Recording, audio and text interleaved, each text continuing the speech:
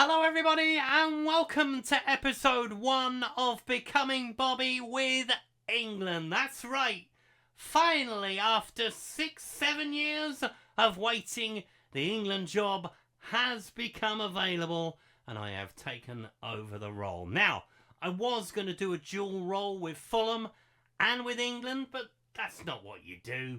You take charge of one and leave the other behind. So we have left the Fulham job in the hands of Neil Harris, of all people.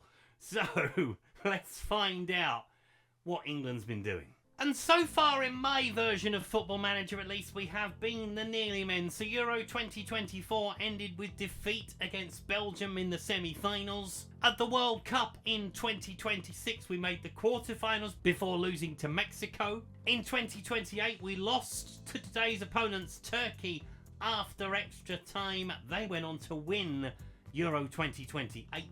And then at the last World Cup, we finished 4th after losing to Italy in the 3rd and 4th playoff. We lost to France in the semi-finals.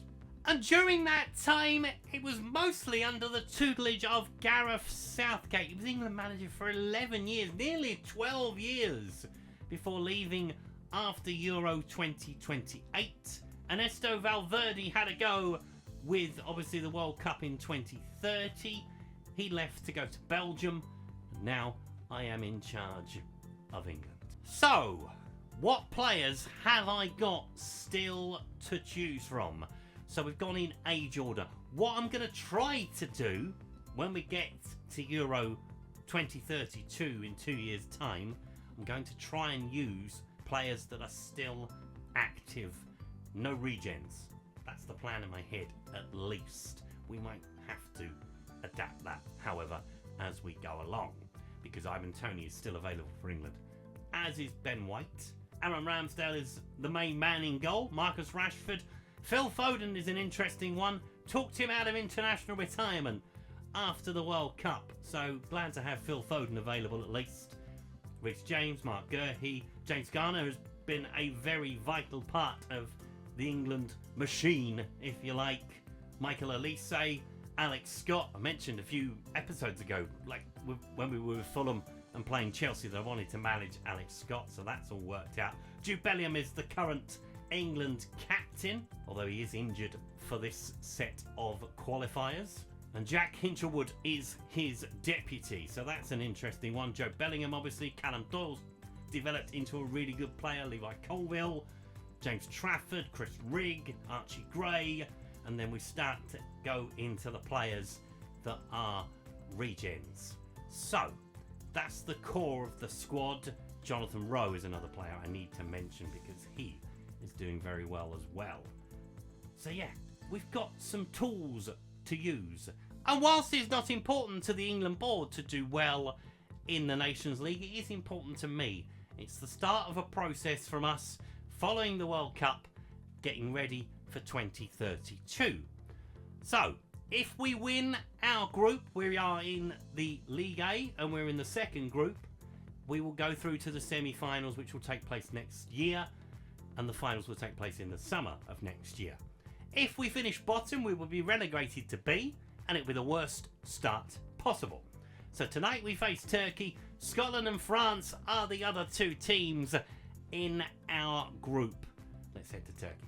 So here are the two starting lineups as Turkey start with Almadar in goal, Kaluk, Donmez, Oraka, Yilmaz, Konak, Adin, Koku, Güler, Uturgu, with Bekan leading the line as we start with Ramsdale in goal, Lewis, Gurhey, Doyle, Walters, Palmer, Hinchelwood, Scott, Rowe, Saka, with Liam Delap making his England debut at 28, by the way, leading the line for us. And I cannot believe that nobody has had a look at this man before. I love Liam Delap. He is one of my all-time favourites when I've had him this series. So no Trent Alexander-Arnold suspended, but he is available for the next game, which is Scotland. So, Turkey versus England. Difficult place to go. Difficult place to start this Nations League campaign. There is the England lineup. And let's see what we can do. So yeah, Scotland next for us. We might not come back for that one. We might come back for the trip to Hampden, which is going to be electric. If you know your history between England versus Scotland at Hampden Park. Goodness me. Right. 4-2-3-1 for us. We play exactly the same way we've been playing all throughout this series. Let's see if the England players can manage it. You would think so. We've got the best of the best that are available to me right now. As I mentioned, the regens, I don't really want to use them because they're not familiar to you. They're only familiar to me, and they're not really familiar to me. So it makes sense just to try and use the players that we have available to us. Obviously, if we go beyond 2032 as Turkey take the lead. I was explaining things. You're rude, man. And England are behind after 4 minutes. That's not a great start, is it? To be fair, what happens? Not an awful lot. Just plays it into midfield. No one closes him down. He turns, he shoots, he scores. That's how easy it is sometimes. We'll chuck in a few regens. Who knows? Yeah, if we go on to 2034, it might prove a little bit more difficult to have just players that we have available to us now. At least. Yeah. I know what I mean. You know what I mean. Ball in. Koku. Oh, goodness me. This is not the start we required. Encouragement. Come on. Wakey, wakey. Rise and shine. Oh, that's it. Drive towards the penalty area. Still going. Gets a shot away. Good save from the goalkeeper. Well done, Rico Lewis. England corner. Saka with it. Just attack the ball. That's all I ask you to do. And it comes into the penalty area. He's headed away. And it's kept alive by Saka. Ball towards the back stick. Looking for Delap. Goalkeeper comes to claim it.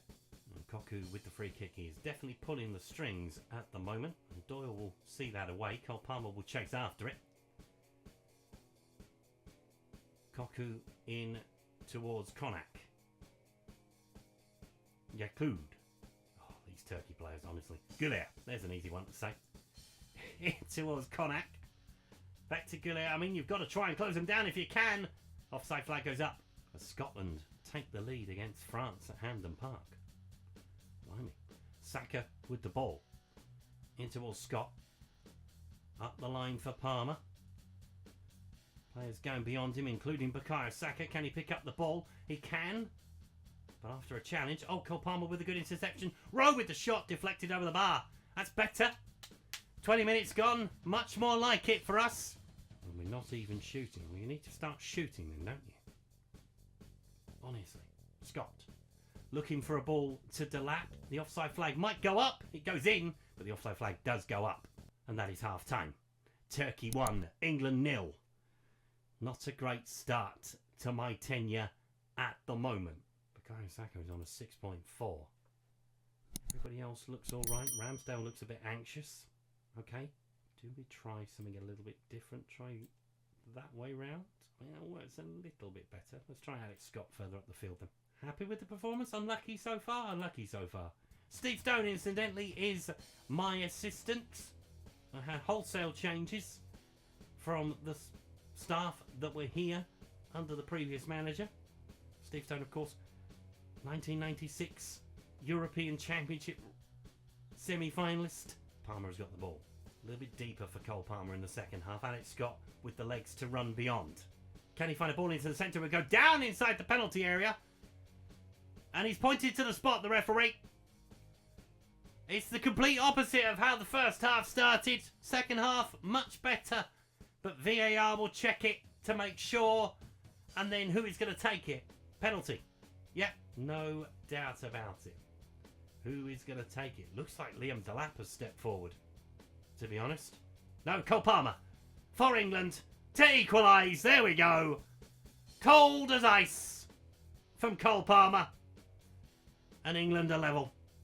And we can all relax a little bit after drawing level. Cole Palmer doing what Cole Palmer does. We might take Saka off, you know. He's done nothing. He might well set up this goal, though. However, if we can get the ball right into the penalty area, it does go in towards the box. And Mark Gahey heads it in. Turnaround complete. First goal for England for Mark Gahey. Well done, that man. Bukayo Saka. I take it back. I was going to take him off. That is a beauty into the box. and then he just leaves his man for dead. And England turn it around. And that's what you like to see. We're pretty lucky to be ahead. Honestly. Will he play it into midfield? No, he'll find Hinchelwood instead. On to Gerhi. Plays it on to Lewis. Go on, Rico. Have a run, son. That's it. Plays it on to Alex Scott. That change has definitely helped us. With Rowe now coming down the right-hand side. He swings it in towards Hinchelwood. Can he pick out a teammate in the centre? Rowe comes inside. Plays it across the box for Saka! Good save from the goalkeeper. Much better. Much better with Alex Scott in the 10 position. Saka with the corner for a repeat, possibly, of what happened before. Can we keep the ball alive? Kind of, but it is then eventually cleared away. Looks like everybody has upped their game since half-time, which is good for us, as Walters has picked up a booking, and the shot is saved by Ramsdale. Or was it the post? Right, we've got 20-odd minutes to play. Let's have a look at a couple of changes, because Jonathan Rowe is looking pretty tired. So we've got options there. Mason Mount is that option. We're going to take off Alex Scott as well. Chris Rigg is going to come on for him.